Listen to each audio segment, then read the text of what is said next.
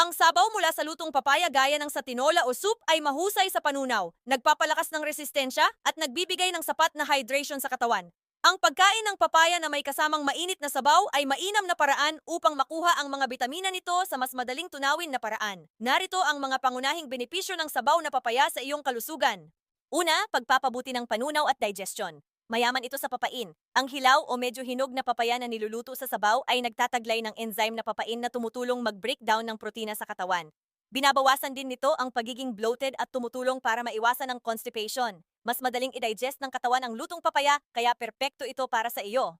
Pangalawa, pagpapalakas ng immunity at proteksyon sa katawan. Mataas ito sa vitamin C na tumutulong upang palakasin ang iyong immune system laban sa ubo, sipon, at mga impeksyon. Puno rin ito ng antioxidants gaya ng carotenoids na lumalaban sa free radicals. Mayroon din itong natural na compound na tumutulong magpababa ng pamamaga sa katawan. Pangatlo, kalusugan ng puso at balat. Ang mga sustansya sa papaya ay tumutulong upang maiwasan ang oxidation ng kolesterol sa mga ugat na mabuti para sa puso. Dahil sa vitamin C at E, mapapanatili nitong elastic at glowing ang iyong balat mula sa loob. Ang galing, di ba?